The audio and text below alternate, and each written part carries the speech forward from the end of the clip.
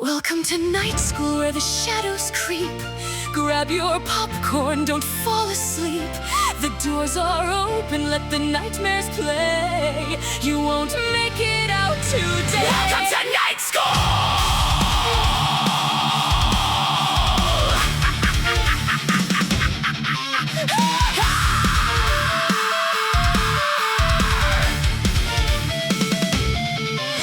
Grins in the dark with your secrets in tow. Creep paints your smile with the shame you won't show. He slashes with style, blood drips by the door. Glorious gore! This is what legends are for. With the click of his pen and a therapist's sneer, he lists all your sins you didn't know were near. Smoke curls like truth in a midnight hymn. Las lecciones del smoking man. Pecados que no se extinguen sin fin. He swears he's not a horror fan, yet he still made the grade. He keeps trying to transfer, but his paperwork's been delayed.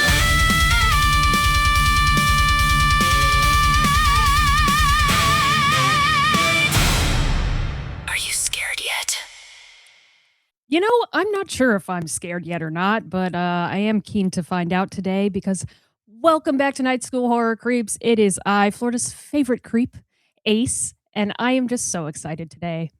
You know, I'm a little over-caffeinated, but we're not really going to talk about that right now. It just makes me a tiny bit jittery. But you know, it's been interesting. Very interesting time because I've been busy. I've been so busy with work. And maybe some work that I actually want to share with you guys today because I have a special treat for you guys today. A certain game that I have been working on, something that I'm a little passionate about because it just sparks creativity for me and for hopefully everyone around me, people that get to play this game with me. But without further ado, I would like to introduce you guys to the brand new game presented by Night School Horror, Make It Horror! Make it horror! Face the screams and crush your peers. Hurry now, the end is near. Laugh out loud, survive the night. Only one will get it right. Make it horror. Can you survive when the monsters you create take life? That is right. Can you survive the night with Make It Horror? I am your host, Ace, Florida's favorite creep. So happy to be here on Make It Horror, but I am not alone. I can never be alone. There always has to be a contestant. And I would like to introduce you guys to my first contestant on Make It Horror, Mr. Tommy James.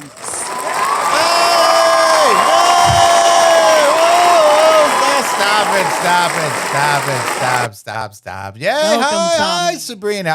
It was really weird, all right? I killed my Tamagotchi, and I was going in the confession booth, and for some reason, I was unable to open the door after I made the confession. And I guess I'm here now. I didn't know we were recording today, so that's interesting. Make It Horror? Make It Horror. Tommy, you are my first contestant, and I would like you to come on down.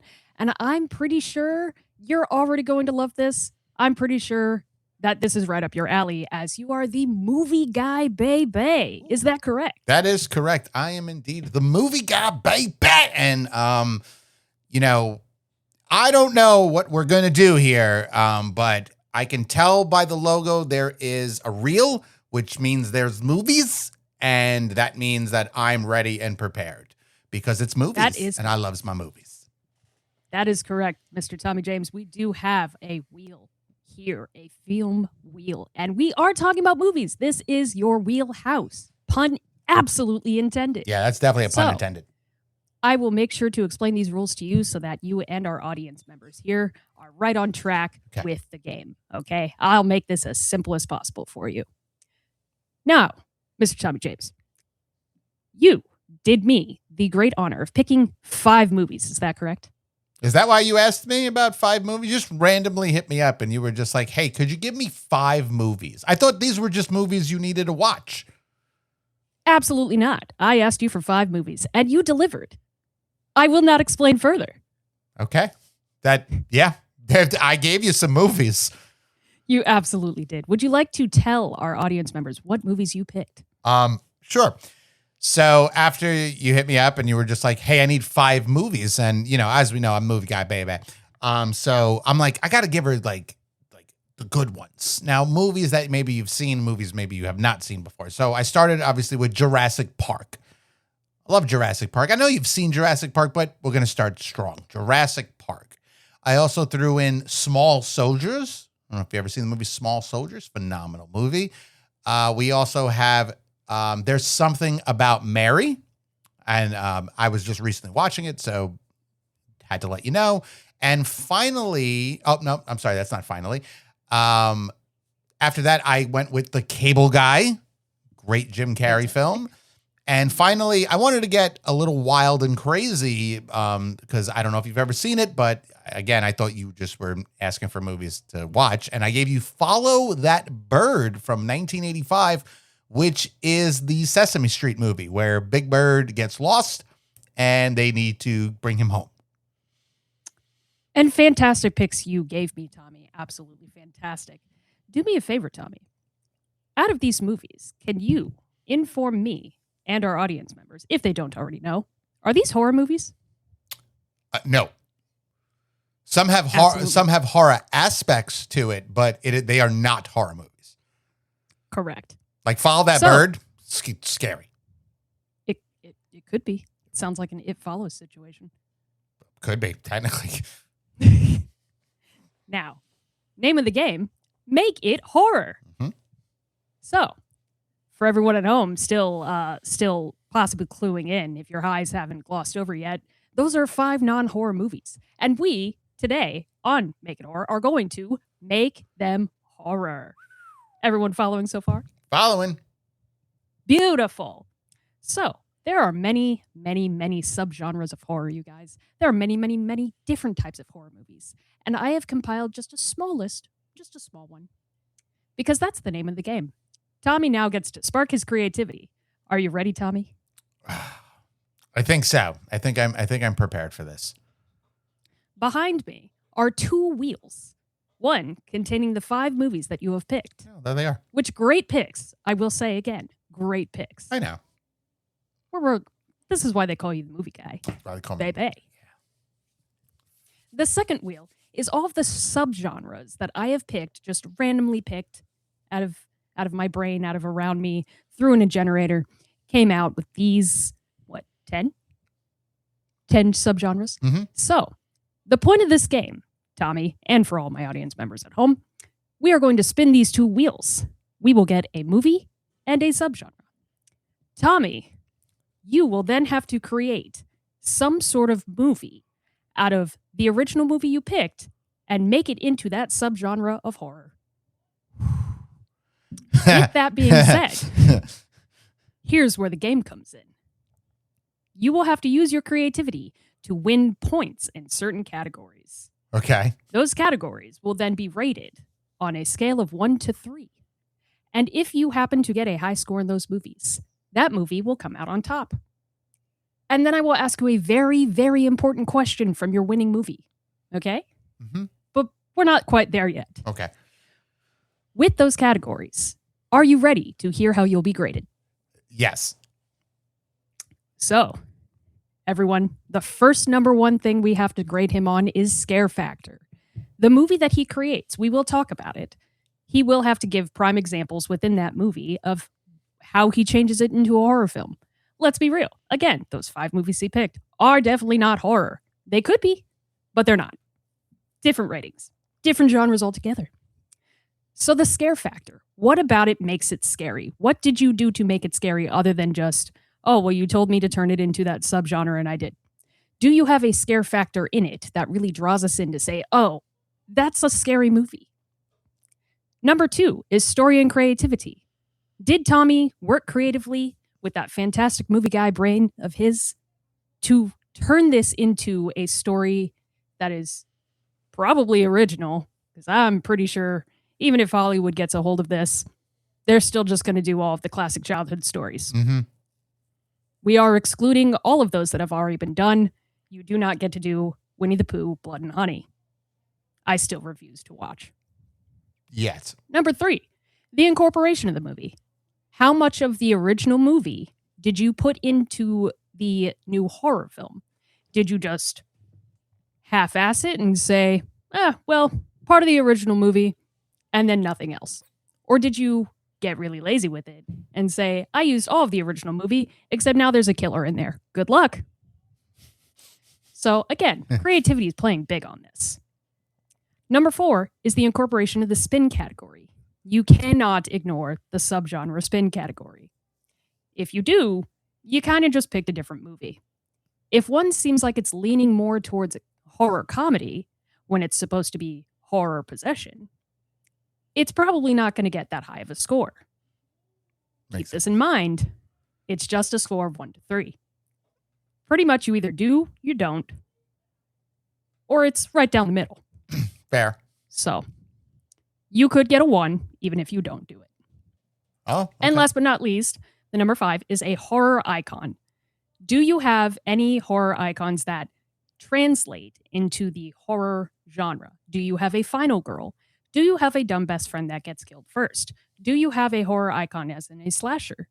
That all depends on your movie. You do not need this for it to be a successful horror movie, but it is something you are graded on.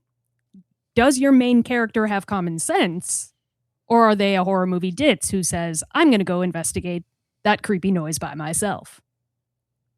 Yeah. That's going to come into play if you have any horror icons. Okay. I will be taking notes along the way, so feel free to get as creative as possible. Now, how we're going to do this to keep it super simple.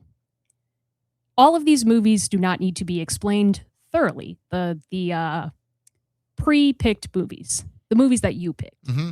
We do not need to go through them bit by bit for everyone to understand. If they're movies that you're interested in watching because you haven't seen it yet, audience members or me, absolutely go watch it. Go do your thing. We encourage that around here. But we are not going to go in depth for them. We will do a little bit of talking just so we can get a storyline and characters developed, but that is not our main focus here. Our main focus is to create a horror movie out of a non-horror movie into something fantastic that we could all just have fun and talk about and see which one comes out on top as a better horror movie. So, bearing that in mind, we are going to do this for 2 movies, okay? Count them, 2. And they will go head to head at the end. Oh, right. So, Tommy, how are you feeling? Shaking in my boots a little bit, but it's one of those now that I'm looking at the wheels, and I can do a lot here. I can do a lot. I probably should have picked another movie besides one of them at this point. But hey, you know what? If it lands on it, it lands on it, and I got to go for it. But I think we can have some fun here. I'm gonna put the movie guy baby hat on and do the best I can. I'm pretty good at always like trying to fix movies. So let's see if I can make one. Absolutely, sir. And this is an opportunity to just have good, dumb fun. Here at Make It Horror, we are good with just good, dumb fun. We specialize in it. All right. It's not something that it's do or die. It's just your movies against each other. It's nothing like you're going up against a blockbuster hit. If you make a bad horror movie and then another bad horror movie, but one's a little bit better than the bad horror movie, it's still a winner. That's winning. In other words, one of yours is going to win and one of yours is going to lose. Yeah. It just is what it is. That's fair. But as my first contestant, Tommy, are you ready to have some fun? I'm and spin ready. This first wheel. I'm ready. All right, Tommy. We're about to spin the first wheel. I need a little encouragement from you. Just give me a spin that wheel. Spin that wheel. Spin that wheel. Spin that wheel. Spin that wheel. Come on, spin it. And Jurassic the first Park. movie, Jurassic Park. Well, what a way to start. Going up. All right. Are you ready for this subgenre of Jurassic Spin Park, that Tommy? wheel. Spin that wheel. Spin that wheel. Spin that wheel.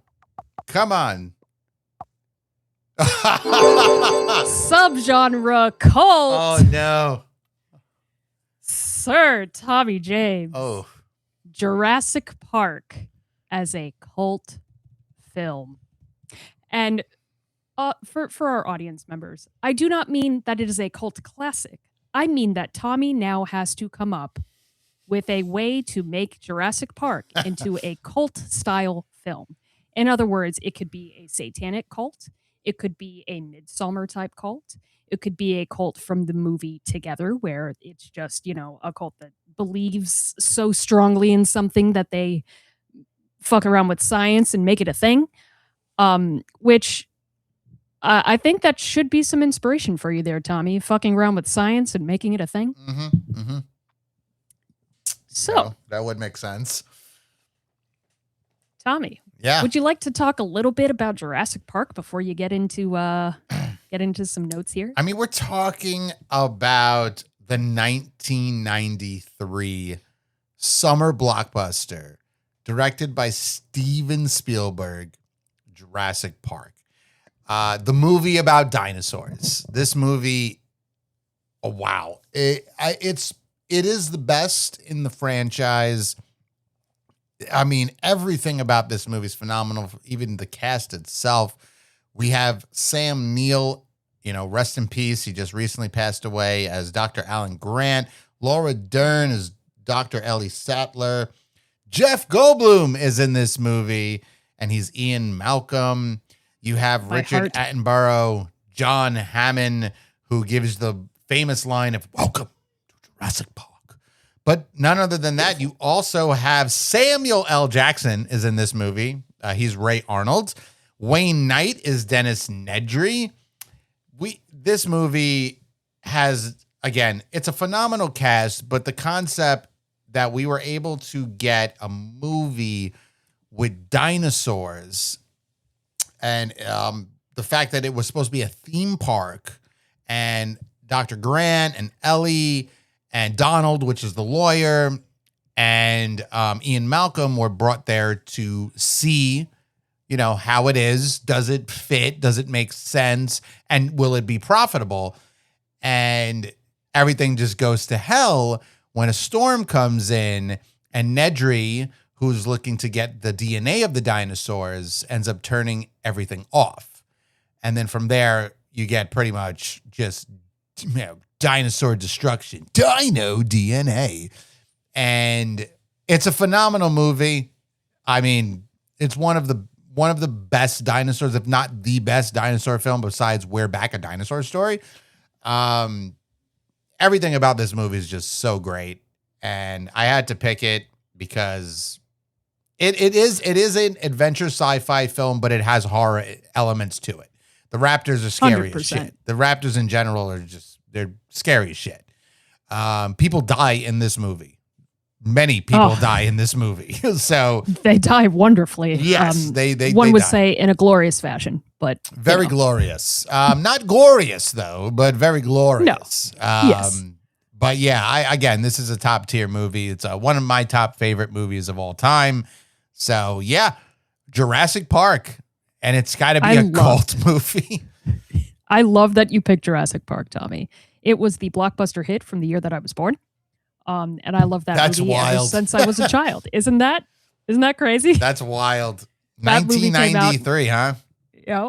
Showing my age here for the audience. Good for you. Do your math. Good for you. But absolutely love that was the big blockbuster hit that came out 93. Shout out to all my millennials. Absolutely fucking loved it. That movie was a pinnacle part of my childhood. So the fact that you picked it really struck me, where I was like, fuck yeah, Jurassic Park. It belongs here. And I love that you had minimal context for what it could be while you picked it. So the fact that you now have to turn it into a cult film is very funny to me. But I think it can be done, especially by you, the movie guy Bebe, who has watched so many movies, has so much inspiration from movies. And that we have Night School Horror, where you could pull those inspirations. We've talked many times about changing movies, and fixing them, and this is your time to shine with that wonderful, wonderful movie knowledge that you have, especially for Jurassic Park. Again, fantastic film. Yeah. Sparked my love of dinosaurs to where I did watch We're Back, a Dinosaur Story, where I did watch Land Before Time growing up, where it really sparked an interest in me for dinosaurs, maybe a little bit too much. My mom would find plastic dinosaurs all over the house, a little bit too much. vacuum cleaners hated to see me coming. Sure. But you know what? It's fine. All stemmed from Jurassic Park. Makes sense. Makes perfect Should sense. it have Also, been too one of the scary for a coolest toddler? logos. Can we both agree that it is Ugh. one of the dopest logos like out there? I It's don't the like most the you see on world. cars. Yes, people and their Jeeps will throw on the Jurassic Park, not the Jurassic World logo. It's the Jurassic Park logo, and the ride in Universal, dope. You know, Dude. I mean, it's old. I know they're refurbishing it and whatnot. We'll see if they change it to World. Hopefully not, and just keep it Park. But you know, the arches is a big deal with it. The color scheme is huge with it. I mean, the tagline for the movie, which where's the hold on, I want to get that tagline because the tagline for the movie is phenomenal. An adventure 65 million years in the making. Yeah. Like that's a really good tagline for a movie. It's so well done that this is an iconic movie, not just for horror action fans, but also for the science community. I remember my science teacher in middle school had us read the book. Oh, I've read the we book. were learning about DNA and RNA and the differences. And the first thing my teacher said is, let's just read Jurassic Park. And then we studied that, and it was just a fun ride. Kudos to my middle school science teacher for making that happen. What an interesting book, too, because the thing is that is a thick-ass book, okay? Oh, yeah. And I remember getting it because I'm not a big reader, but I do love to read books based on movies. I've read Jaws, I've read The Meg, It, Misery. I've done it all. Psycho, I did all those. So I want to read Jurassic Park.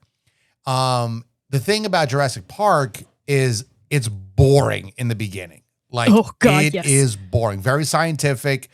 As you said, the whole concept with the DNA. But of course, it's a book, so it's, you know, it stretches. And but when we get dinosaur action, we get action, and it's very glorious, and it's very gory too. So obviously, they could not put this on film because they needed to hit that PG-13 rating. But then again, let's also remember Jaws was rated PG. Just saying. Yes. PG-13 didn't exist back then in the 70s. I feel like it was a different time for ratings in general, but you know what? That's okay. Because, again, Jaws is still fantastic. It holds up. One of the greatest movies ever made, yeah. Tom, even with your bias here, are you ready to give me some breakdown, some ideas that you have right now of making Jurassic Park into a cult movie? Yeah, I think I could put some pieces together. Oh, man.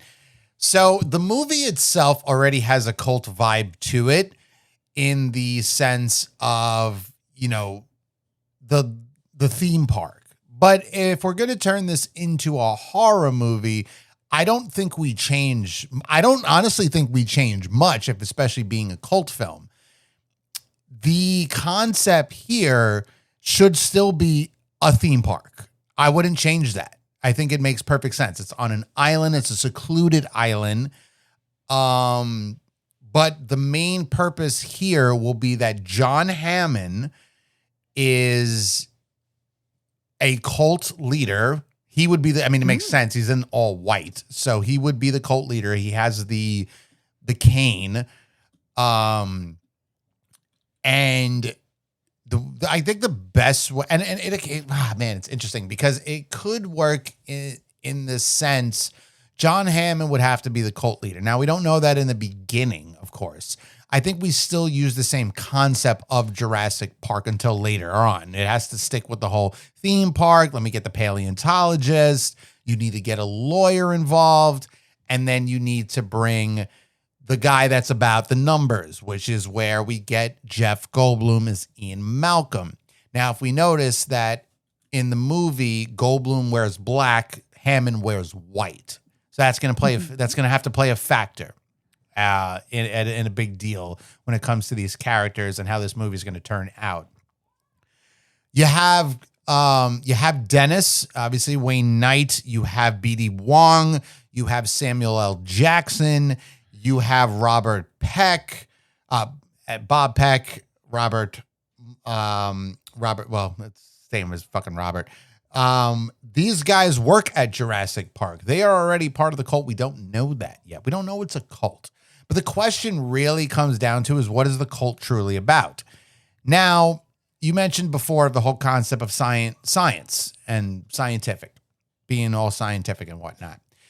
I believe that the only way this can work in a cult-like horror movie is it has to be about cloning. And the reason for that is because dinosaurs in Jurassic Park were cloned and utilizing the DNA of a frog and what they found in the ember of the mosquitoes. That's where they get the blood. So they technically created dinosaurs, but they cloned them. In the long run, that's really what they did. It's DNA to put with DNA, which was able to make them all, in the long run, come back alive. They used the blood. They used the DNA that was in the blood. They mixed it with a frog, which is the whole concept of keeping it to be female, which frogs could change sex, go from male to female. So that based on their surroundings. Based for on survival. surroundings, which made the movie actually even more interesting when they realized that, oh my God, they can breed. So I really love that part too. But I feel if we're going to, and I think this was the worst thing that Jurassic Park could have honestly gotten, because it really is that kind of film. It's more about creating this amazing world. That's why the kids get involved. That's when you get Lex and you get Tim. But they're only there because, one, those are his grandkids, and he wants to have kid reactions, see if the kids would like it. I feel we do the same thing. I wouldn't remove characters. I think you have to keep the same characters. Everybody fits perfectly in this movie. Everybody has a point. So you keep the kids? You have to keep the kids. You have to keep the kids because the kids are going to be a big twist at the end, because the kids are with their grandfather. So they have to be in it. They're still running into these situations where the T-Rex gets involved. Because again, that's what I'm saying. That's why I think cult works is the worst choice that Jurassic Park could have needed, because there really is not a lot to change. The dinosaurs are still going to run amok. They're still there. And the whole point of what's going to happen in this film is just about cloning humans. The dinosaurs are meant as a distraction because it's like, look what we can do. So at that point, you have two paleontologists, a lawyer, and technically he was, what was he? A chaostician. Yeah, the chaostician. Which is really mathematician. He's a mathematician. He's based on numbers. That's all he really cares about. But with the remainder of chaos. With a little extra chaos put in there. That's why I love when he says Ian he's a so much. He's like, I'm a chaostician. They're like, what? And he goes, I calculate for chaos with the remainder. Yeah, of chaos. Like with the remainder of chaos, which is so stupid because in the long run, he's just a mathematician. He's just really good with numbers, and he can probability. Yeah, exactly, and ratios and probabilities. So I really wouldn't take any of these characters out. I wouldn't remove the dinosaurs because it's Jurassic Park. The dinosaurs have to be involved. But the whole twist of this movie has to be the fact that if we can do it with dinosaurs, we can do it with people. And because of that, you have your BD Wongs that as sequels continue, he still continues on from there. He can continue John Hammond's view, his vision and whatnot. Then you can still get your Lost Worlds. You can get 3. You can get Jurassic World. Probably stop after that. I wouldn't go any further because they just get really bad from there. And everyone fits. And I'm saying that the dinosaurs are going to play a big factor in where this movie goes, because I'm not changing deaths either. Nedry's getting killed. I'm killing Samuel. They're all part of the cult. Everybody that works at Jurassic Park in the original film dies. Samuel L. Jackson, Dennis Nedry, Bob Peck. They're all killed by the dinosaurs. So a BD Wong gets away. We know that much. BD Wong gets away and John Hammond gets away. But this time, that end scene where the Raptors are involved, right? The Raptors are there. They're going after the kids, and they're going after Sam Neill, Laura Dern, and the T-Rex comes and saves the day. Well, I look at it in a sense where they are utilizing the Raptors as, let's say, then it brings me to Jurassic World, because that's what they were trying to do in World, where they were trying to train them and trying to control them. So if I'm going to make it a cult horror movie, okay, this is what we're going to do. We're going to have, the kids are there, right? So they're part of the cult. They have to be. That's their grandfather. The kids are part of the cult? They have to be. That's their grandfather. Like, they have to be the slick part of it, where it turns out that they're actually involved. Now, how are they involved? You may say, well, okay, well, you said the grandfather's the leader of the cult. Yes, but the whole point here is that they want to clone humans. So what did they do? They took these children, 2 children, Lex and Tim, and they took their blood sample and they created velociraptors. Because if we know what velociraptors actually look like, here's a couple of things. That's not what velociraptors look like. Velociraptors are birds. Even Sam Neill mentions it in the movie. They look like birds. They have feathers. But why do these raptors not have feathers? You could say yes, because it's DNA is with a frog, which is fine.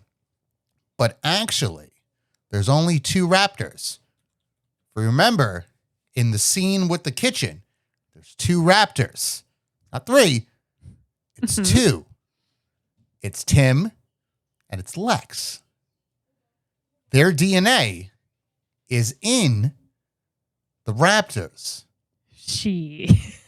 How are they able to open the door? How do they know how a door works? Because the DNA of a human is in there. They can open a door. Dinosaurs don't know how to open doors, but a human does. Yeah. Why are they going after the children? Because there should only be one. There should only be one Tim. There should only be one Lex. The only problem is the other 2 are dinosaurs.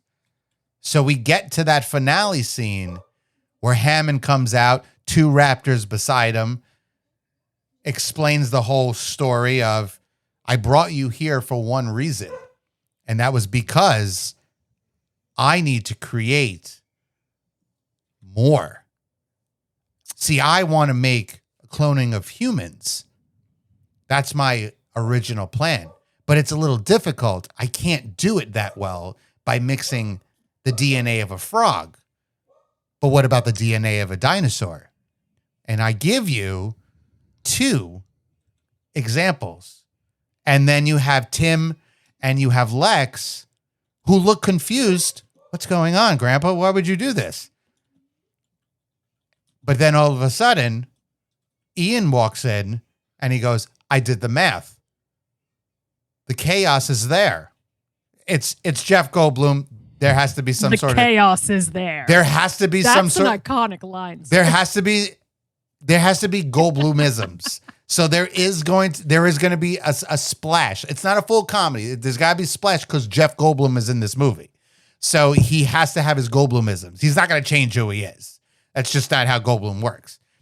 And then he realizes that by doing the math, they've been involved all along.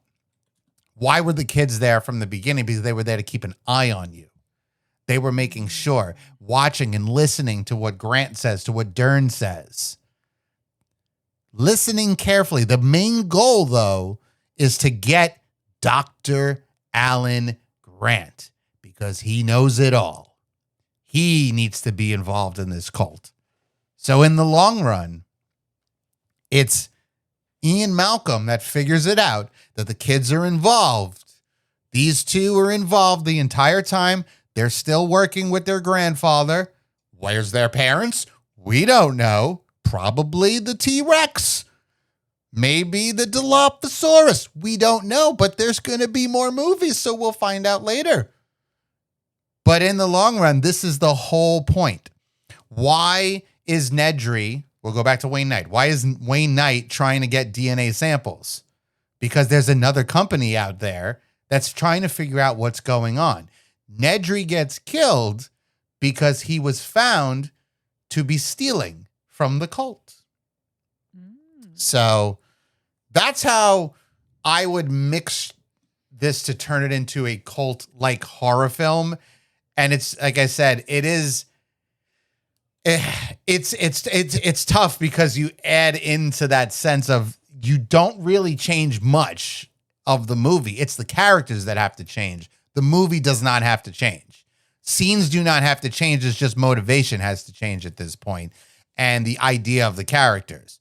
But now we bring back to that whole sense where Tim and Lex and also Raptor Tim, Raptor Lex are involved. And then John Hammond is there.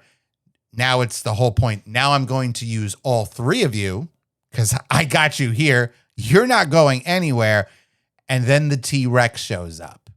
The T-Rex eats Raptor Tim, Raptor Lex, kills John Hammond, kills Lex and Tim, human versions of them. And the big question is, who's the T-Rex? Who was the T-Rex the entire time? But then we find out. Figure out whose DNA is inside of the T-Rex. Yeah, we need to find out whose DNA is inside the T-Rex. How did that happen? Why did the T-Rex attack? Well, we find out. Because in the long run, the T-Rex is Ian Malcolm. Oh. He's been involved the whole entire time. And that's why we get the Lost World, Jurassic Park. And that's my movie. Tommy? Oh, also Jeff Goldblum does take his shirt off in this movie. I just wanted to throw it. He has to. He has to take his shirt off. Okay, you know what? I gotta add that as a note too. He has to. He has to take his shirt off. He will do the same pose. That's one big pile of shit. That's going to be more of a lie. He's going to say the same line, but he's not going to say it when he looks at shit. He's going to say it when John Hammond says something to him. He's going to be like, honestly, that is one big pile of shit. Like I want lines in this movie. It has to be there because it's Goldblum. Goldblum's not going to, I have mentioned before, Goldblum will not change who he is. He is Jeff. You don't direct Jeff Goldblum. Jeff Goldblum directs you. So you just go. He lets you know what he's doing. Yeah, so and you go, that's fine. You're like, you're Jeff. I get it. You do what you got to do. So you are getting, the piece of shit line. You're getting all this shit that's going on. Because remember, in the movie, Jeff Goldblum's character was with John Hammond the entire time. When they split out, he was with John Hammond. He did not leave his sight. So he had plenty of time to do the math. Does the math, figures it out. But the one thing, there's only one problem. What happened to Samuel L. Jackson? We know he gets attacked, but where did Samuel L. Jackson go? Well, he got a little bit of DNA from the man himself, Jeff Goldblum, handed it off to B.D. Wong. B.D. Wong creates Tyrannosaurus Rex. That's fucking wild, dude. What? And again, in the Lost World Jurassic Park, what's in it? What's in the Lost World Jurassic Park? A baby T-Rex. It's baby Goldblum. Okay. Listen. In the first half of this, totally I'm seeing your thought process. I'm watching the gears turn. I'm going, okay, all right, take my notes. I'm with you. That was a twist in itself. Just you explaining the cult of this to me. So I do have a couple questions before I let you decide title and tagline here. Oh God, I got to do that too. I mean, it's more of a question at this point, but first and foremost, when it comes to the cult, is there a main thing that they're focused on as far as beliefs, other than just we want to merge human evolution DNA with dinosaurs? Evolutionary? Evolution. So their main focus is their belief of evolution. Got it. Correct. It's all about evolution. Okay. All right. Which, weirdly enough, is the whole concept of B.D. Wong's character. So they mostly just focus on evolution of humans into dinosaurs. Got it. Correct. They want the dinosaurs to take over the world. And then eventually we get Jurassic. See, I'm telling you, it works. You can eventually get the Jurassic World. Yeah, we'll see a little velociraptor wearing an apron, grilling burgers outside with all of its babies in the pool. Yeah. There's a scene in Jurassic Park 3 where the raptor looks at, I know he's dreaming, but he looks at him and goes, Alan, and it's a raptor. So I'm just saying, it's possible. So just wanted to make that abundantly clear for your story. So with that being said, the title Jurassic Park, would you change it in any way or would you keep it? Would I change the title of Jurassic Park? Now that it's a cult movie. No. Cool. Still called Jurassic Park. It is still called Jurassic Park. It has many meanings. That it does. Mm-hmm. All right. Now, do you have a tagline for your movie? It doesn't have to change from the original. No, because have one? No, it does have to because it doesn't make sense. An adventure 65 million years in the making wouldn't make sense for this kind of film. Mm-hmm. I think the tagline should be, well, that's a big pile of shit. No, I'm kidding. That would be phenomenal. Maybe we should switch it up to, instead of an adventure, we should change it to evolution 65 million years in the making. Ooh. So we want to hint at the concept of evolution, which is also, again, a very big, this is why, again, this category was not the one it should have gotten, because it is a very big deal in Jurassic Park in general. It is about evolution. It is about, that's literally the whole concept of BD Wong, is just about evolving these dinosaurs and whatnot. So that again, out of 10 subgenres, this was the worst subgenre it could have gotten. It should have never gotten cult, because it is a fucking cult movie. Well, we were warned that some of these subgenres would be very, very interesting for the movies that they were picked. So that all being said, you now have your movie, Jurassic Park. Tagline, evolution, 65 million years in the making. Would you like to set the scene? Give me a couple examples of clips you would see from this movie. Okay. Well, one of the big clips. Well, no, because then, wait, what do you mean by clips? Like, am I giving you a trailer? Like, you could either give me a trailer or you could just give me 2 scenes specifically from the movie that tie into what you just made. Other than the, while you were explaining everything, you did give us the door scene. You could either explain the door scene in further. Okay. Well, I technically did that with the explanation of the twist at the end. Which, with Ian Malcolm? With the kids. And because you gave me 3 twists in my notes. No, there's a lot of twists in this movie. There's a lot of things happening in this movie. If I was going to do a trailer, a film like this, if I was creating a trailer, the trailer would be more, I mean, again, this really does not work well with the subgenre, because I probably wouldn't change the trailer either. The trailer of Jurassic Park really just focuses on, this beautiful island, and you see the dinosaurs, and then you get the whole welcome to Jurassic Park, and it's like everything is just being like completely amazed. That you got, Dr. Grant and Ellie are just amazed about what they're seeing, and then the concept of the dinosaurs breaking loose, it's not really foretold in the trailer as much. We do get to see the T-Rex scene where at least it roars. But I think a trailer for this movie needs to be you shouldn't think it's a cult movie. Kind of like Midsommar, in a sense. You don't really realize it's a cult movie until you watch it and you go, oh my God, this is a cult movie. Like, I would want So you would hide it. It has to be hidden. I would want people thinking they're going, I mean, people might get pissed, but they're going to go in thinking this is a dinosaur film, and then Technically it is. But it is a dinosaur film. There's just a hidden agenda behind the dinosaurs and behind where it's leading to. So it's another. I wouldn't even change the trailer. Like, I don't see there's a point of changing it, because you can play off of that. The lines don't have to be changed. The scenes don't have to be changed. You don't have to show no deaths, which they didn't show in the movie. You have it all literally written out for you, unfortunately, because it's a cult movie. If this was any other, the only other worst one would have been Creature Feature, because this is a creature feature in general. So those two, that's literally what the movie is. The movie is indeed a cult creature feature, scientific movie. Yeah, actually. It's a good way to put it. So, yeah, no, I can see it.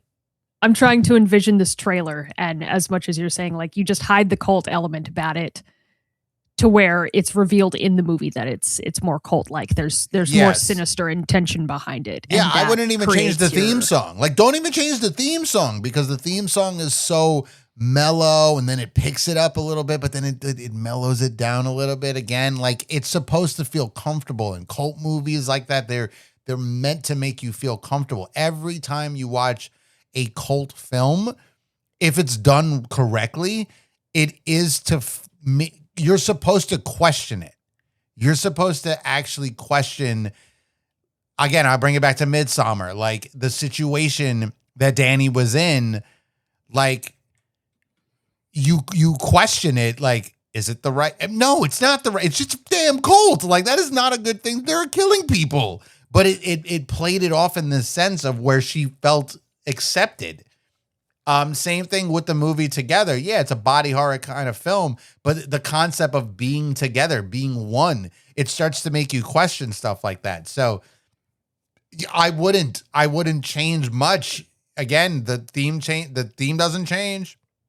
The name doesn't change. The trailer doesn't change. Most of the quotes from the movie wouldn't change. The big real reveal is that it just turns out to be a cult based on the concept of evolution. They want to create and run this world. And that's a perfect way to start, is on a separate island, Isla Nublar, where it's literally just out in the sea. John Hammond's a rich man, so he can there's no cops, there's none of that involved. So it's completely out of nowhere, until eventually you can start pushing a little further. Hence why we get, again, we can do sequels, and don't change the names. Lost World, Jurassic Park. You don't have to change it. They can go to San Diego. It's perfectly fine. It would make every Jurassic World, it all fits. Just stop at Jurassic World. There's no reason to go to Fallen Kingdom. There's no reason to go to Dominion, and there's definitely no reason to go to Rebirth. I mean, you could if you wanted to, but there's no reason to. But again, quote unquote, rebirth, the word rebirth, like evolution. It's all about evolution. Understood. All right, Tommy, that was fantastic. I definitely learned a lot about your psyche in this movie as far as cults go.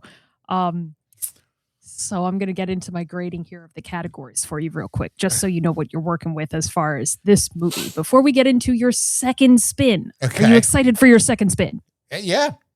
Are you excited to see what chaos brings? I hope I don't get Jurassic Ian Malcolm Park is again. not here. He could. If you do, and it's a different subgenre. It's Jurassic Park going up against Jurassic Park, but it's different subgenres. Okay. That is an opportunity.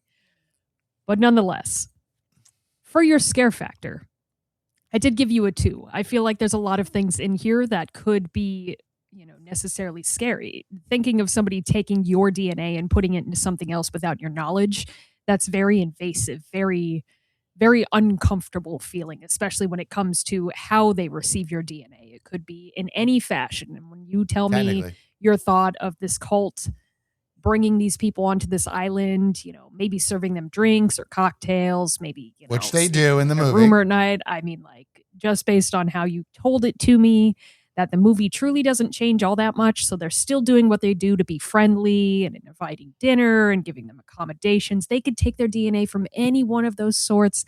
That is an uncomfortable feeling. It's very invasive of like, you're not safe even though you feel comfortable which Yeah. is very cult-like. So I gave you a 2 on that scare factor. For creativity, the thought process, little rough going in, but once when you had that thought down and you knew what you were working with, solid 2. You came up with some great ideas, especially with the twists. The twist with it being Ian Malcolm's DNA the whole time, that he's involved in the cult. The idea that the kids are betrayed, but also the raptors are the kids. That was crazy. And it still got me thinking because, again, that answers that age-old question that we have with Jurassic Park of how do the raptors know how to open doors? Because it's the kids. It's the kids' DNA in there that allows them to know, hey, you could just turn that handle down. It's fine. You could just boop and open the door. Yep. I think you have a lot of good creativity in that sense, especially the contrast of John Hammond being the cult leader in white, Ian Malcolm wearing black, and he's kind of the opposition, but he doesn't know he's already involved. Exactly. It's very, very good creativity on that Chaos. front. He is especially, chaos. He is the definition of chaos. Yes, especially when, this, exactly as you put it, it should not have landed on cult for this movie. It shouldn't. But it did. Yeah. And you did a great thing of incorporating that. All right. The incorporation of the original movie, Jurassic Park, again, you didn't change all that much. So I gave you a 3 in that category because you're pulling from the original source exactly as it is. So the incorporation of that movie stands the test of time in itself. It does. You don't need to change all that much for it to be what you're trying to turn it into. The incorporation of the spin category. I did give you a 1 on this.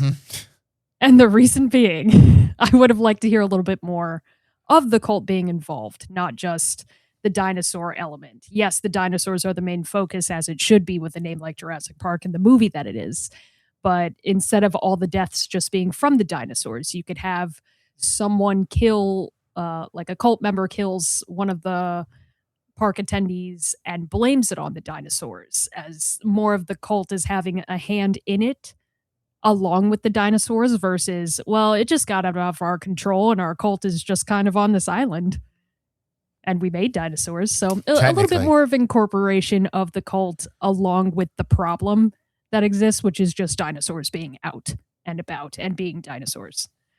So a little bit more of that spin category. Again, it was a difficult one, so I commend you for even just being able to do something with it. It was again, fantastic. Besides creature feature, it would be the worst, the worst one to get. Creature feature.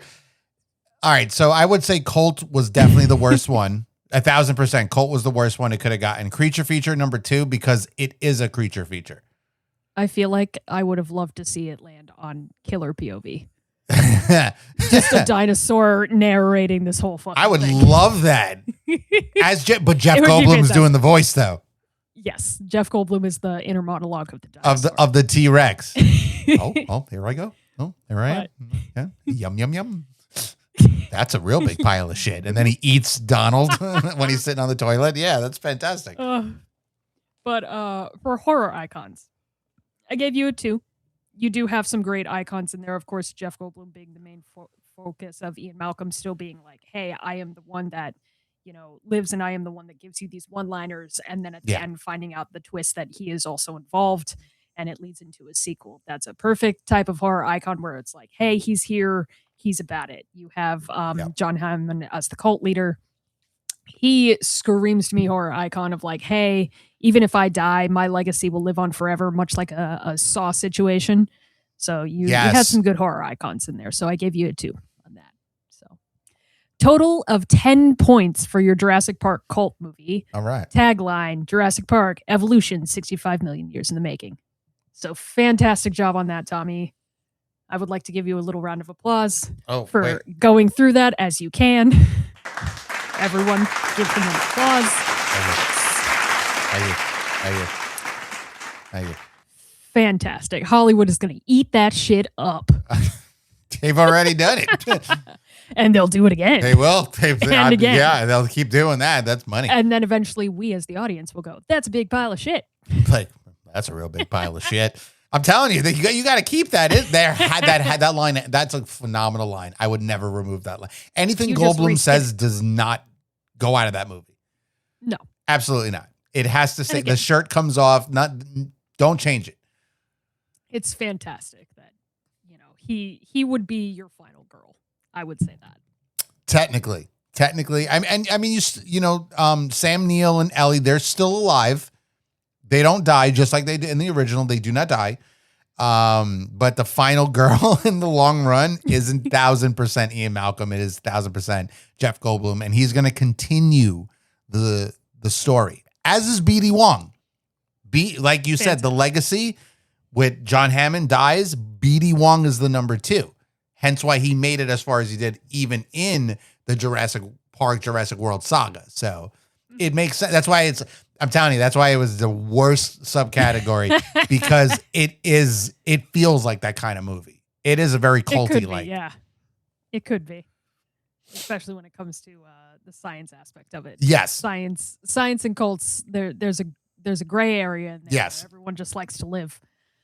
But without further ado, Tommy, give me a little spin the wheel. Spin that wheel. Spin that wheel. Spin that wheel. Come on, give me a good one. The fucking Cable Guy. Oh, yes. I love this movie. Oh, okay. Please give me a good one. Which completely can be a horror movie in itself. It is a little bit different. It is a dark comedy thriller. So, yes. And it has a little bit of horror elements to it. So depending on what, tweak it a tiny bit. It depends what it lands on. It depends what it lands on. It'll work. If not, we'll see where it goes. Let's see. Go ahead. Spin that wheel. Ready? Let's go. Come on. Give me a good one. Please don't give me Cult. Oh, come on. That is the Cable Guy. That is the Cable Guy. You got so easy on this one. But that's the Cable Guy. The Cable Guy is a dark comedy thriller. Now you have to make it a horror thriller. So, again, okay, we change this movie a little bit. We're really not doing a lot of different stuff here. You don't have to. So, with that in mind, give us a little bit of background on the Cable Guy. Not too much, but a little bit for our audience. Lordy, do I love this movie. One of my all-time favorite Jim Carrey films. Like this, weirdly enough, this movie gets a lot of hate. Why? Yeah, because it's not fun, because it's not Jim Carrey funny. That's the problem. Everybody, he's Jim wacky. Carrey doesn't have to be goofy. funny to be beautiful. But he's funny in this, though.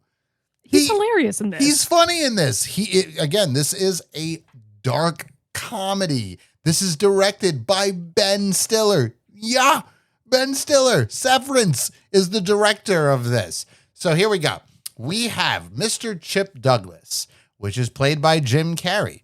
And he attempts to strike up a friendship with the customer named Steven, played by Matthew Broderick. Yes, Ferris Bueller is in this movie. Love it. And he does this by offering him premium channels at no cost. When Steven rebuffs Chip's frequent need for companionship, Chip goes a little mild eccentric acquaintance to a full-fledged psychopath in a weird sense. I mean, what a cast. We have, again, Jim Carrey, Ben Stiller, he's the director, but he also shows up on the TV during a crime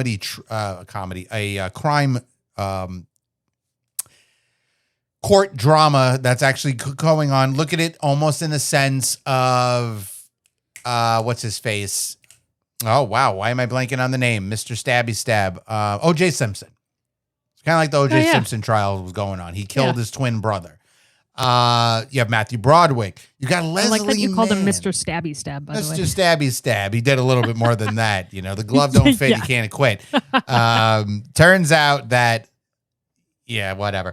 Anyway, Leslie Mann is in this movie. Jack Black is in this movie. Owen Wilson is in this movie. And an all-star cast. We really do. We have a very big cast in this film. David Cross is in this movie. Who else we got? Eric Roberts is in this movie. Bob Odenkirk is in this movie. George Segal is in this movie. This is a big name cast. Now, the one thing about this movie, and one reason that I really loved it, is though it is a comedy, it is still Jim Carrey mannerisms kind of thing, but it takes this dark turn where all he wants is a friend, but he becomes more obsessive with the friend. one of the most iconic parts of the movie is when they go to medieval times. Andy Dick is actually in this movie. He is the lord of medieval times, and they fight each other. Matthew Broderick and Jim Carrey are in medieval times, and they get a chance to fight. And the reason this was allowed is because he gives free cable to the knights. And what a phenomenal scene. I actually remember watching this movie thinking that actually happens at medieval times, where I'm like, oh my God, they can actually pick you to fight. Like, nope, that is not the case. We get, and the other real great thing about this movie is that Jim Carrey constantly does a lot of like movie references and a lot of TV show references. It is such a great movie. Everything about it. I don't understand why people don't like it. I understand that they're like, well, you got Ace Ventura, The Mask, Liar, Liar, all this stuff. What is this supposed to be? This is what Jim Carrey loves to do. And this is this dark comedy. And funny enough, again, it is a thriller. It is a straight thriller, because at the point of the end of the movie, he loses it a little too much. He ends up taking the girl, which was played by Leslie Mann, who they are not together, though. Matthew Broderick, Leslie Mann are not together. They used to be together, Robin, and they broke up. That's why he lives on his own now, and he pretty much kidnaps her in a weird sense. They're friendly, so she doesn't realize it's a kidnapping until they get to the big satellite dish, and then she realizes, like, where's Steven? And he comes in, and there's a fight that breaks out. He falls from the top and he lands. You actually think he dies, that he lands on the big satellite. That was his whole thing, is the big satellite dish. And he's not dead. And the end of the movie is that he's getting taken away in the helicopter. And the guy, one of the EMTs, is talking to him, and he's just like, "You'll be okay, buddy. You're going to be fine." And he goes, "Am I?" And he's like, "Are you what? Am I your buddy?"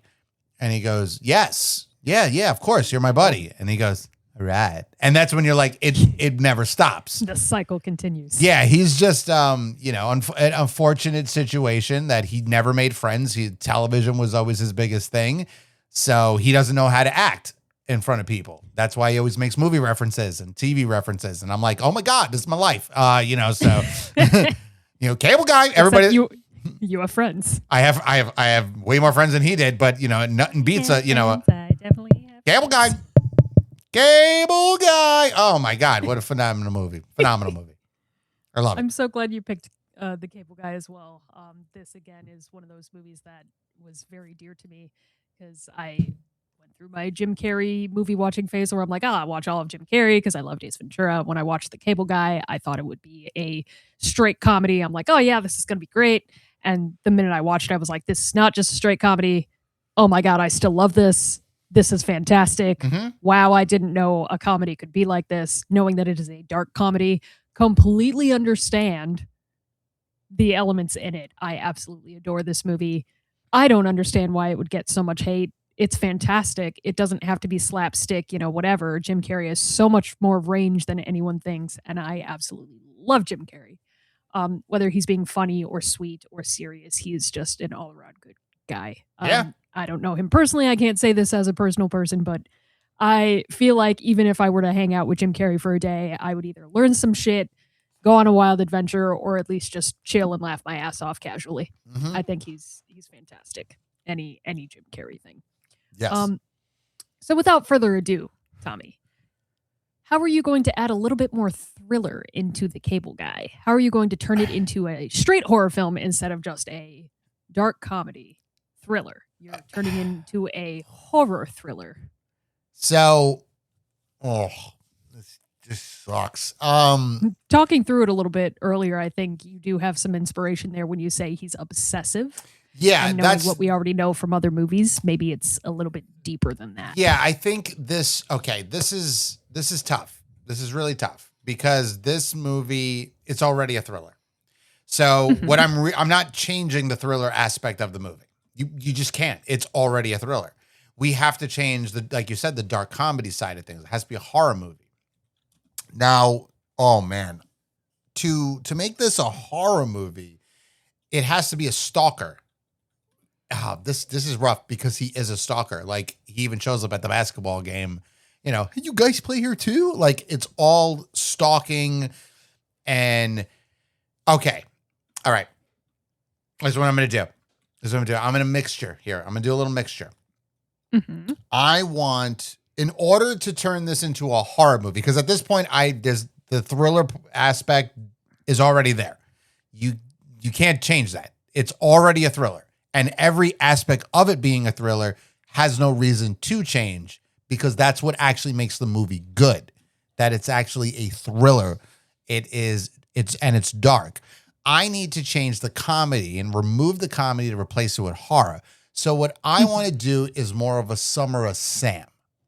I want to take more Summer of Sam, Buffalo Bill kind of thing.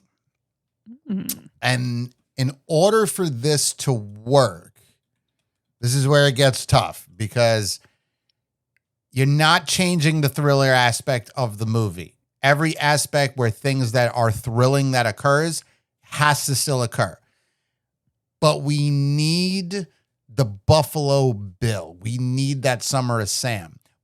It's not a slasher movie. It is technically psychological. Thrillers can be very psychological. You can name many movies that are thrillers that play with psychological aspects. So that's why I wouldn't change that side. He's still the same kind of person. You know, Jim Carrey is going to play the way that he does. The way he plays Chip Douglas, he has to play that way. It is very psychological, though. It's, you know, he's all messed up. So to make it a horror movie, it has to be serial killer. Not a slasher, not like Ghostface or, you know, Freddy or anything.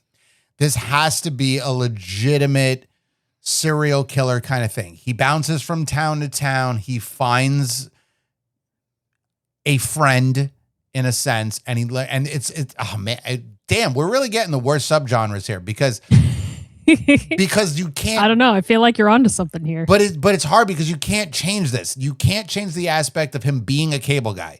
At that point, this was 1996. Cable was a huge thing. And I don't think you need to change that. No, what I'm saying is I wouldn't change that.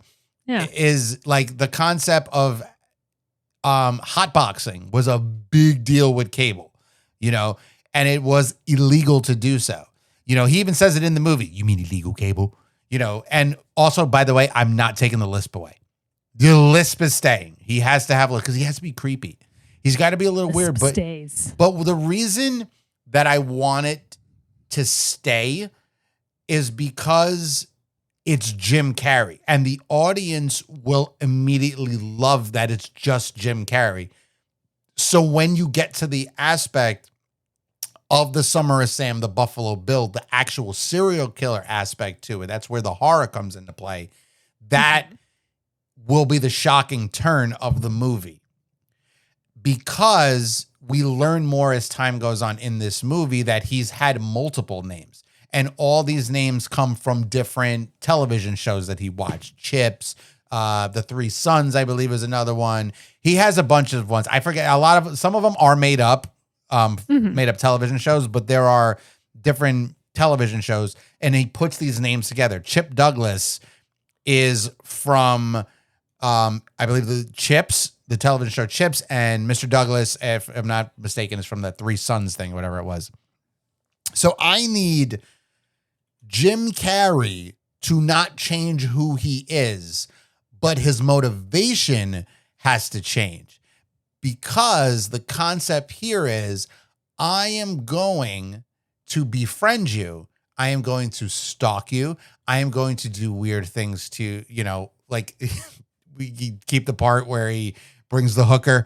And at the, you know, when I want the by the way, the song when he said, "When the truth is found to be," don't change that, because the audience has to love Jim Carrey. We cannot take that away. The concept is, and this is where Summer and Sam, and this is where Buffalo Bill comes into play. What was Summer Sam and what was Buffalo Bill all about? Women. They wanted to kill women. Summer Sam did not kill men. He killed women. Buffalo Bill did not kill men. He killed women. Yes, he wore a skin suit. We are not going to do nothing with skin suits. I don't want any of that. I don't want none of that. Because what Jim Carrey wants to do is he wants to create his own show, his own television show. But you can't just have people be in your TV show. How are you going to do this? So he bounces around city to city. We'll say state to state at this point. And he's the cable guy. That's who he is. The ice cream man, all this other stuff. No, he's the cable guy. Mm-hmm. He befriends Matthew Broderick. That's his first client. That's always going to be the first client. And how, see that determining how Matthew Broderick becomes the client is a little difficult.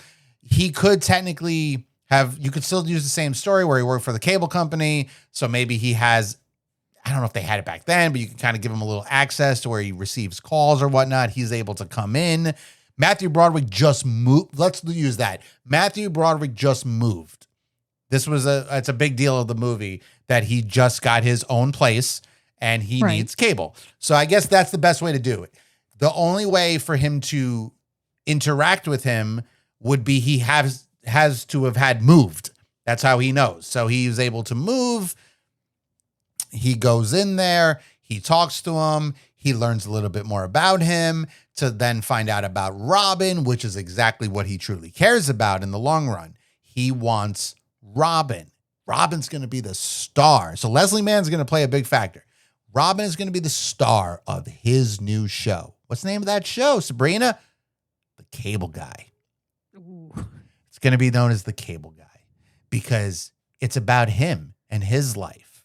He wants to tell his side of the story. The problem is that his personality is so difficult to figure out because he's always talking about different shows. He changes his name multiple times. Every city he goes in, he has to be a new character. The movie has to change. The show has to change. Well, not the movie. The show has to change. We got to do another show because that one got canceled. I was in Wisconsin. He was trying to do all this stuff with this one person. He was able to get her. He kills the women. I just want to make it clear. He kills the women, but he keeps the bodies. And he keeps the bodies to create another show.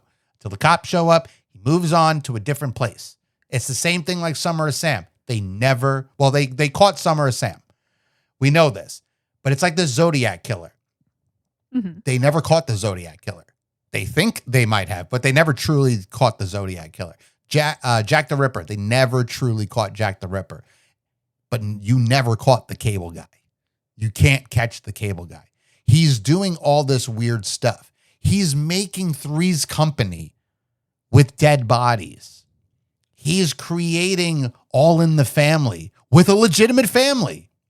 But his next one, his newest show coming out is going to be something bigger, something more special.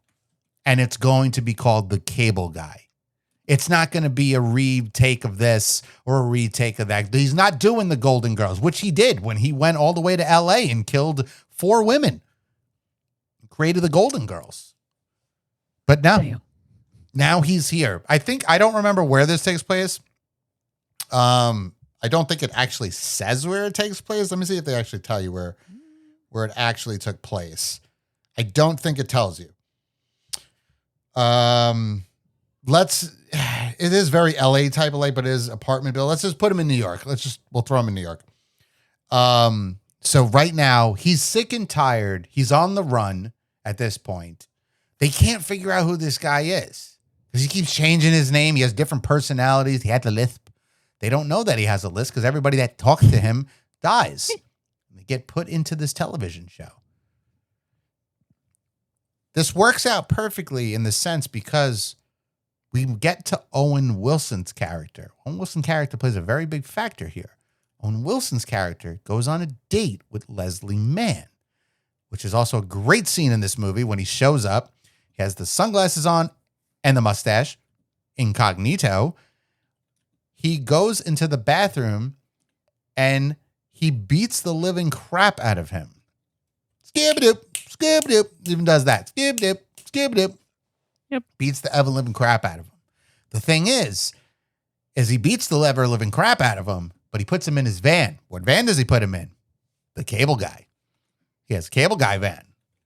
Puts him in the van, gets away. Well, now we have a new star. Not a star, but we have a special guest. And this is where it gets great, because where is this all taking place? Well, he lives in his van, so it can't take place in the van, but it takes place by the satellite dish, because he is going to finally broadcast the new show for everybody to see. He has all access. He knows exactly how it works. He knows how the channels work. He knows everything about it.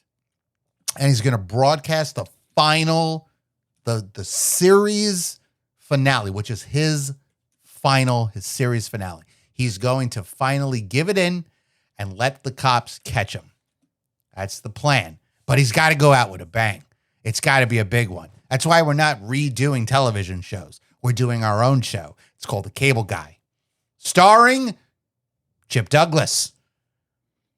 Leslie Mann's character, which is Robin Harris. Owen Wilson, who's going to be the neighbor or the date. Maybe he could be the evil date that gets beat up. Keep in mind, again, we're in that whole concept of they're dead.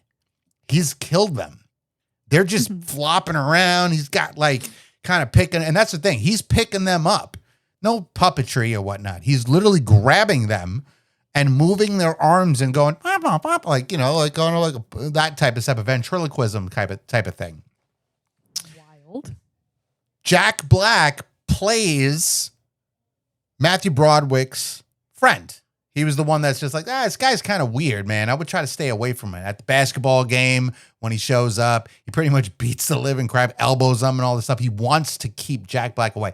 Why does he want to keep Jack Black away? Because if we know from the movie, Jack Black's job is television. He works in TV. So Jack Black knows, starts putting things together. Chip Douglas, that sounds really familiar. I think I've heard that. Where is that from? Oh, no, it's nothing. It's my mom loved whatever. He loved the show. My father, Mr. Douglas, and that sounds really familiar. Until eventually he starts putting two and two together. TV guides start coming to play. That's where the clues are going to actually start coming into play. We're going to use the TV guide for this. This is how Matthew Broderick's going to put two and two together. Because Matthew Broderick in the long run is the hero of this movie. Yes, he is the one being stalked, but he is only a pawn in the piece to get to Leslie Mann. Leslie Mann hurt Matthew Broderick. So to Chip's like, well, I made a little friend here. And what? Your ex-girlfriend hurt you?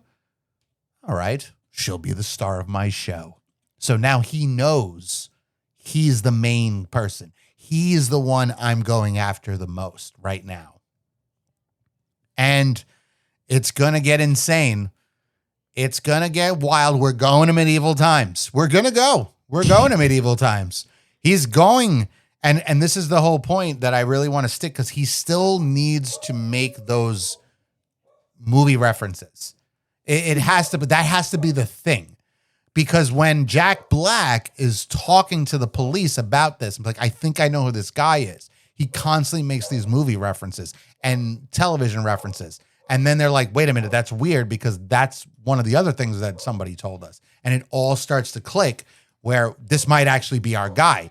The thing is that cops don't figure this out, right? In the sense of like, they need to track him down. He's going to them. He's done. The series finale is coming. He's going to show it off. He's got it all plugged into the big satellite dish. We got Owen Wilson hooked up. We got Jack Black hooked up because he's dying too. We know Jack Black's leaving. He's going to be leaving that police station. There's going to be a cable guy truck out there. He's going to run back in and say, the guy's outside. No, dude, that's not him. That's the cable guy. That's a normal cable guy. He's going to go home and his cable's going to go out.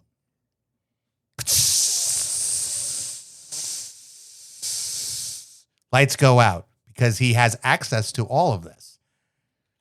He's able to get in through the windows. It's pretty easy, really. He's got plenty of tools. He can find his way into someone's house. He's able to get to Jack Black. He's able to kill Jack Black. Jack Black's on the show now. Ooh.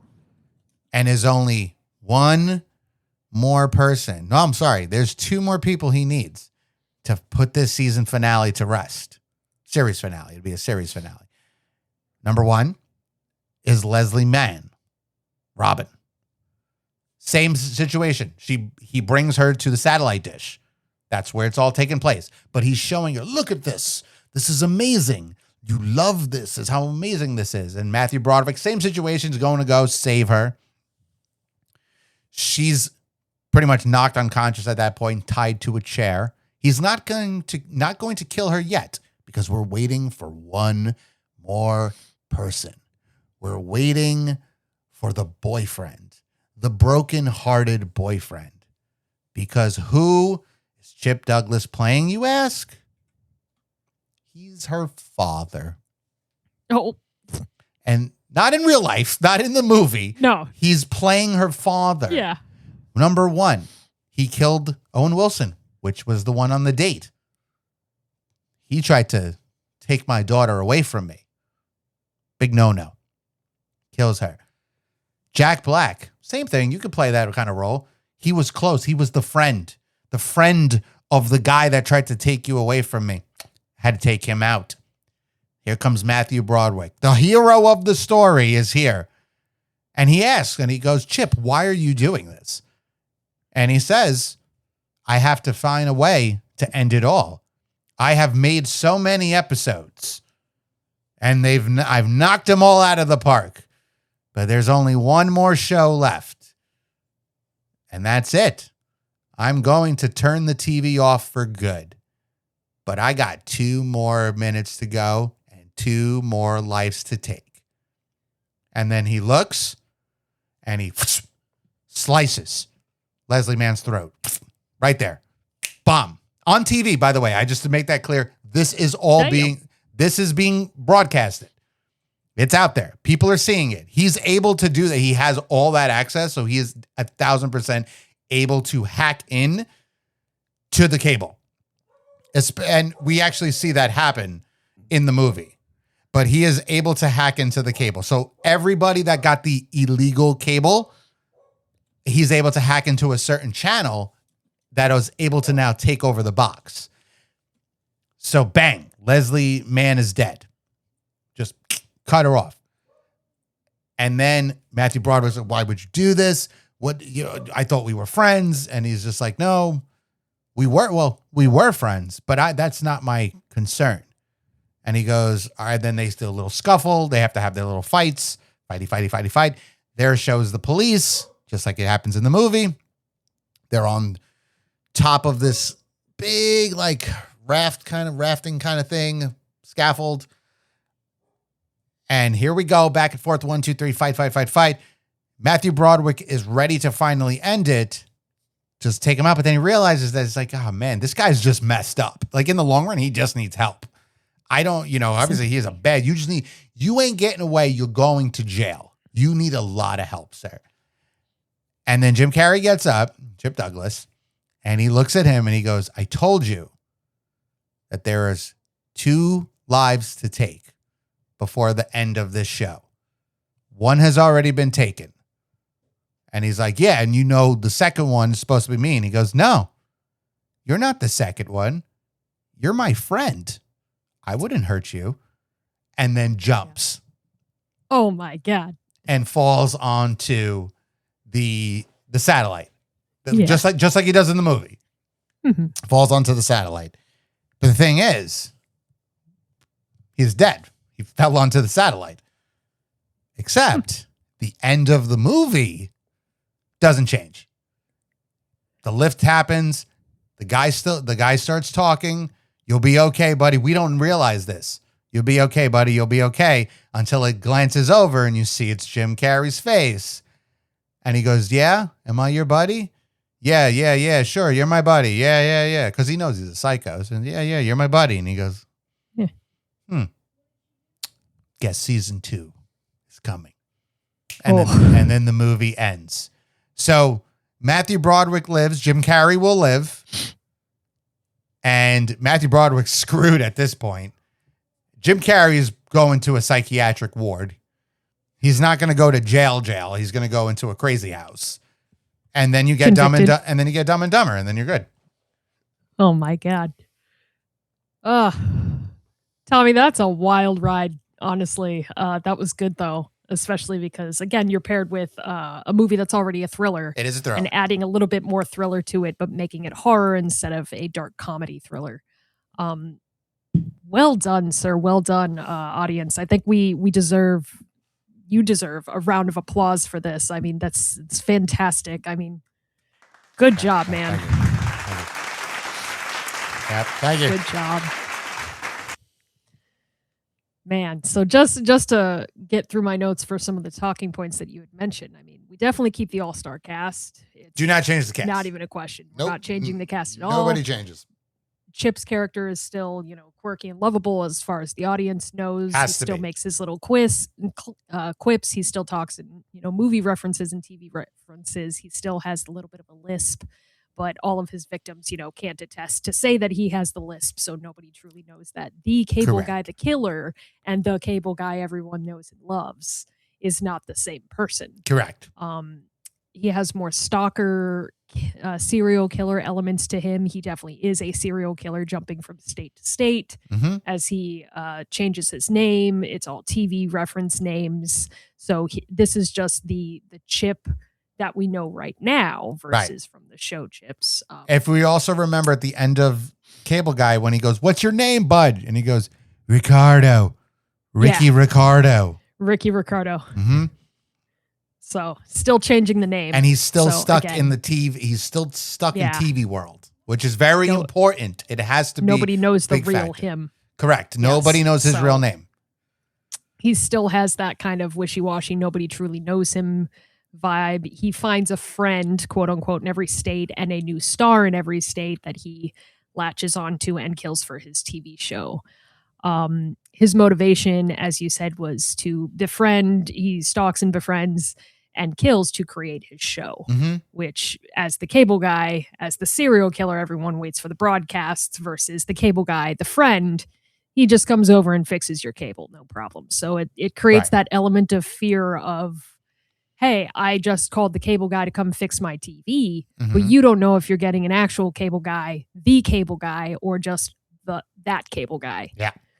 So it could be any one of the three. That creates a lot of scare to it, a lot of drama. It's almost like anyone could be the Zodiac killer. Anyone can be. Yes, we need to have Jack that the Ripper. aspect. There's You need the to where scare it element could to be it. anybody. Yes. So it creates a systemic fear amongst the entire city. And that. what I would do, what I also want to mention too, because the Ben Stiller thing really does play a factor. What's weird about the movie of the cable guy is that this is happening throughout the movie. Because the TV's on and it shows the court case. But instead of a court case, I want it to be a news report where they keep mentioning because it has to be kept mentioning because they know someone's out there. Someone's doing it because you need those moments where you have Robin looking and be like, like there's one part where Jim Carrey says, "I hope they fry this guy." Yeah. You need Robin to say that. So it's supposed to be like, she sits there and she goes, "Man, I hope they fry this guy." They don't know where he is. They don't know what he looks like. He's sitting right next to them. But he's right next to her. And, but they have to have, and the fact that it's Ben Stiller in that role, he's the newscaster. And he's just like, day 3, we're still, at this point, we'd be way more than day 3, but we're still on the lookout for, I don't know what you would call them. I guess we'd have to come up with a name or something. I mean, I'm sure because it's the news and stuff, it would be something stupid like the cable killer. Right. Versus the cable guy. But we got to stay away from the word cable because then it makes it too obvious. It has to be the big shock factor that he's the killer. You're going to have your audience that's like, it's or like the Jim daytime Carrey. Killer. Yeah, something like that. It's always going to have it has to have a pun to it in order for it to work. But the audience has to be shocked that it's lovable Jim Carrey. You're going to have your audience members that know it's Jim Carrey. Like, it's obviously Jim Carrey, but it needs to be the shock value of the other audience that's like, what? It's Jim Carrey? Like, But yeah, I love dude. that guy. Yeah. Yeah, but I love Jim Carrey. He was Ace Ventura. Oh my God. Like, yeah, no, he's also a psychopath. So I love the mention that he kills people by bringing them into the cable guy van. I love his motive to just create his own show because he's so stuck in that mental place. I love how you mentioned his way of killing, where specifically Jack Black, where he cuts off his lights and the cable goes out and he sneaks into his house and just kills him with the cable guy van out front. That was great. I love that the TV guide is like still the main source of the puzzle of like figuring out who he is, but he's trying to tell the cops, but the cops don't believe him because they're like, we don't have anything like that to go on this guy. Right. It's a believable story, so to speak. And then I love that Matthew Broderick is the hero of the story, and it still kind of plays out at the end, but it's like, hey, Matthew Broderick thinks he's dead, but he's not dead. We still see the lift scene. And now that turns it into a context instead of like, oh no, here we go again, dark comedy. It's now, oh no, he's still alive. Yeah. And we never get a sequel.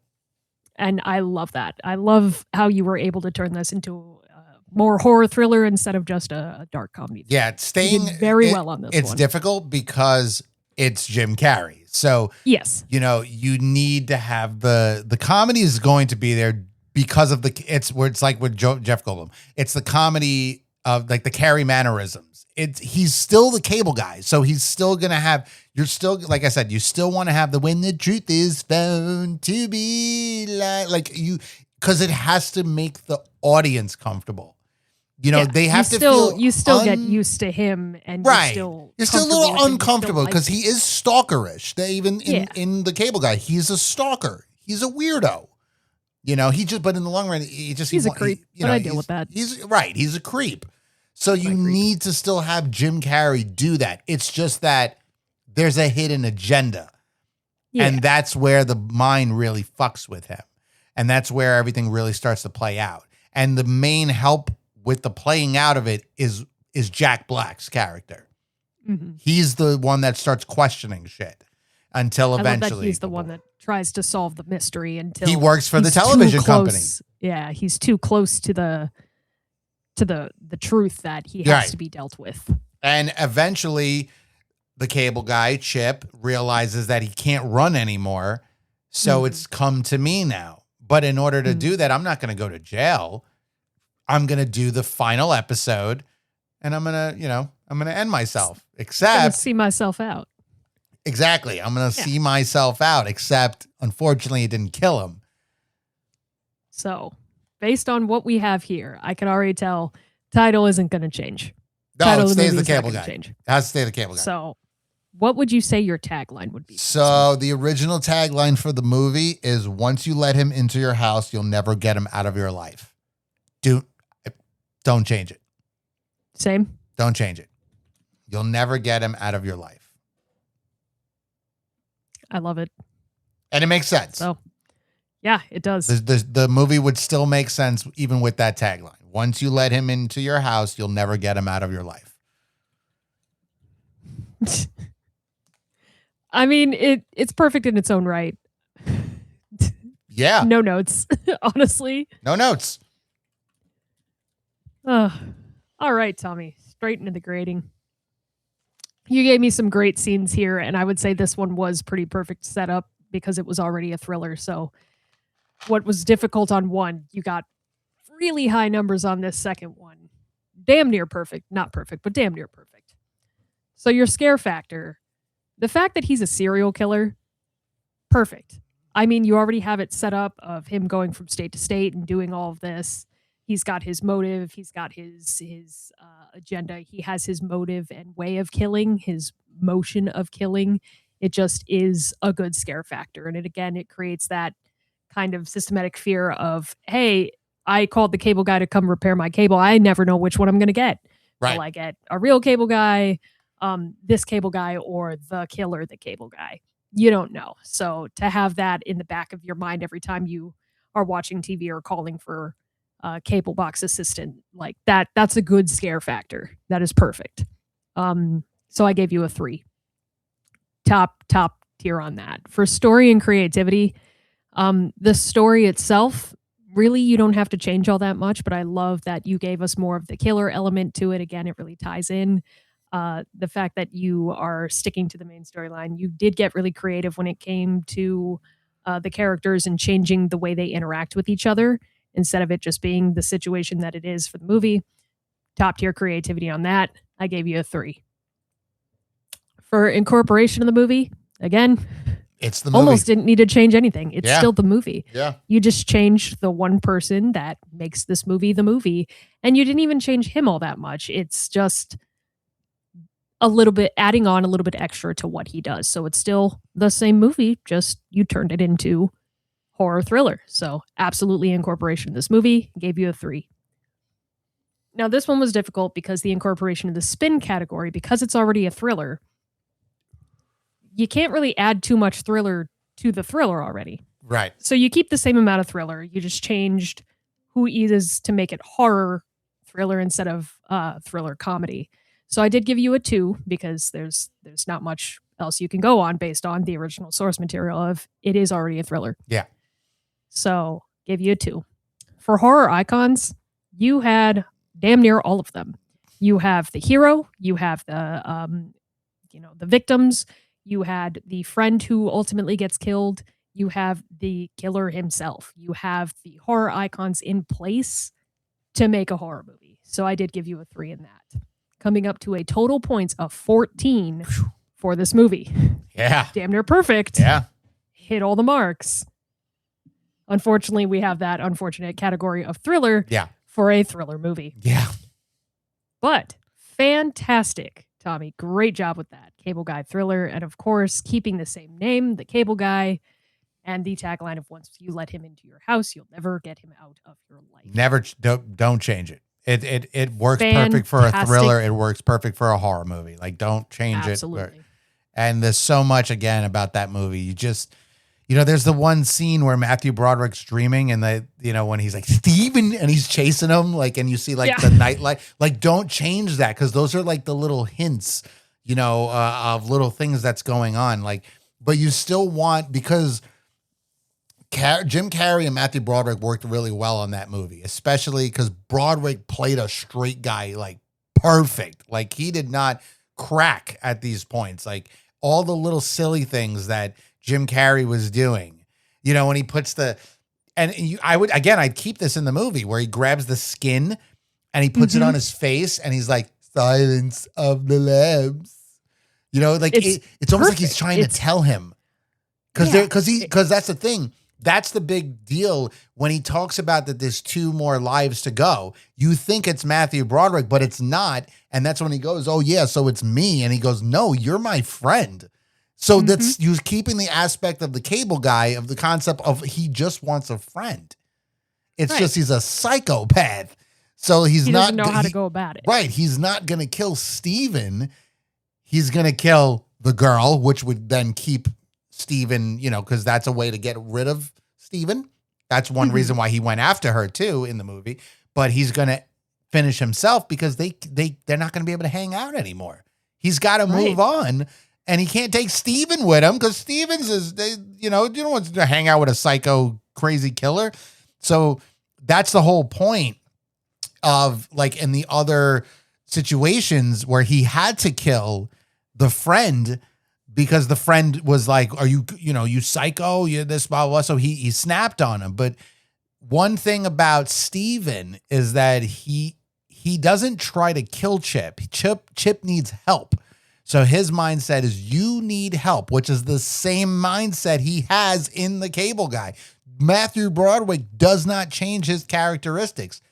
He's not trying to harm him. He's trying to protect Robin, himself, and also him, where he's like, dude, you just need help. He even buys him the little book to help with his lisp. It's the same kind of horror movie trope of like, hey, this guy needs help, but I am not a killer. Right. He's the killer. So I'm not going to kill because I'm better than him, but he needs to be taken down. So the only way to take him down without killing him is to have justice dispensed and have him arrested or incarcerated or put in a psychiatric hospital. Mm-hmm. He's doing the hero thing of, well, I'm not you. I'm not a killer. I'm not just going to do this.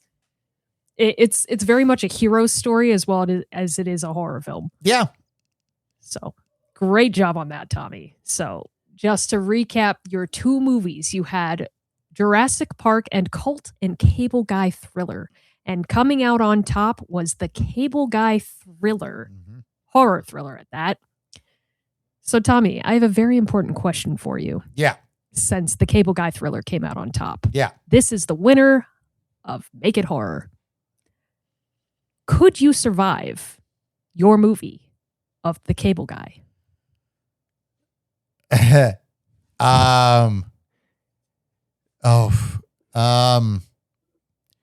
Yes.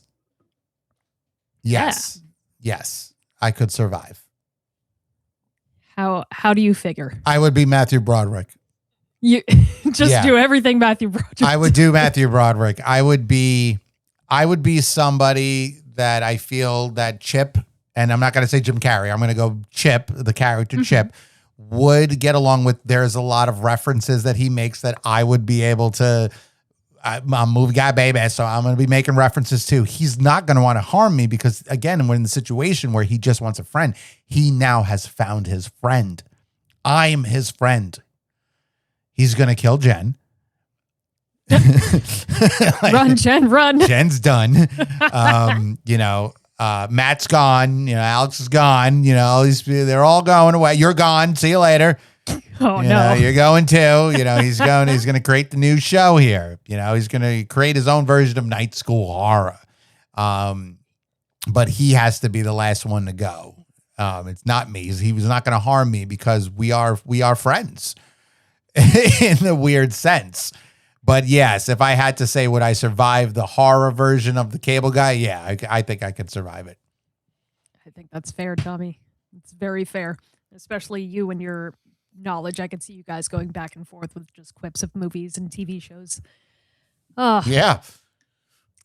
But that is the end of the show, you guys. And we are so thankful that our contestant, Tommy James, showed up today. Thank you so much, Tommy, for playing Make It Horror. Oh, yeah. This was great. So much fun. No, thank you. No, thank you. No, it's her. It's her. It's her. Yes. Yes. Well deserved. Absolutely. Definitely Great earned time. that applause there, Tommy. And is there anything you would like to say to our audience, our features here before I pull this lever right here and dismiss you back into whatever it was that you were doing? Well, you know what's funny?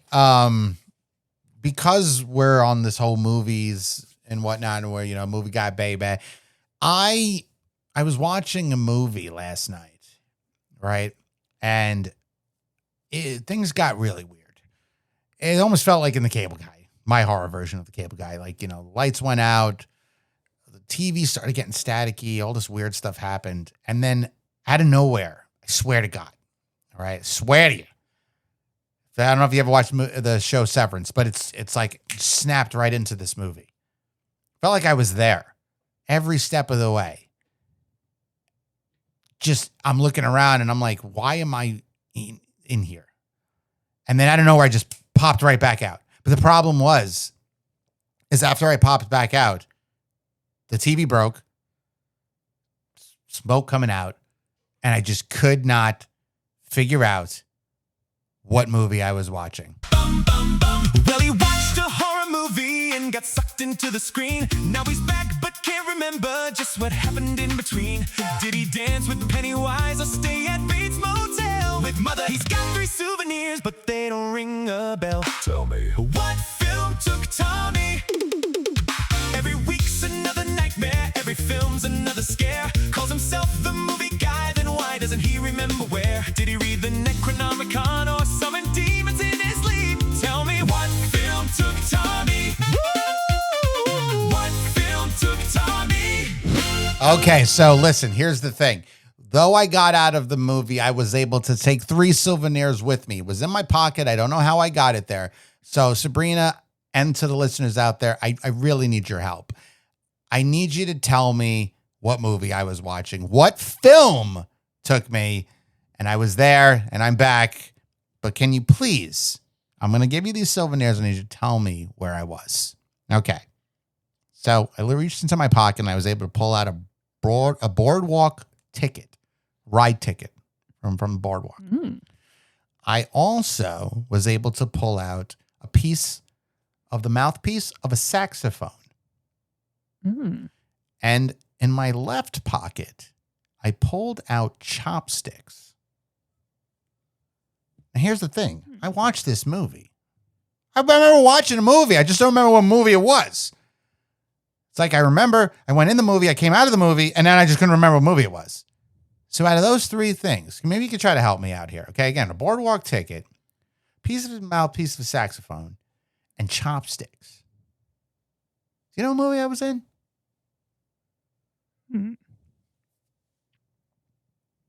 I mean, do you want me to guess or do you want the audience to guess? I mean, maybe we should let the audience guess, and then we'll find out on the next episode if they were right. I would say, yeah. Well, what do you think it is? Let's try that. I'm not going to tell you if it's right. I mean, if you say it, I'll know. I'll probably remember. You know what? Let's not do that then. Because if you say it, I'm going to go, oh, wait, that was the movie. Like, no, let's find out next episode what movie it was. Say, can somebody help me? Let me figure this out. Hold on. It was a boardwalk ride ticket. It was a boardwalk ride ticket. A saxophone mouthpiece. Correct. And chopsticks. And chopsticks. I'm going to keep that in the back of my head. But I think we should reveal that on the next episode. Yeah. Yeah, maybe, who knows? Give the viewers time to help us out here. Yeah, and who knows? Because I'm always watching movies, so you never know what I'm watching or where I'm going to end up. Hopefully, I don't know, for some reason, I had to get a new TV, but it's got some weird blinky light on it. I don't know. We'll see. You might need to call the cable guy on that one. I see what you did there. Hey, cable guy. Cable guy. Cable guy. While you try to figure that out, I'm going to pull this lever over here. Goodbye, Tommy. All right, bye. Anyways, thank you everyone for coming in to Make It Horror. Until next time, this is Florida's favorite creep saying, stay creepy.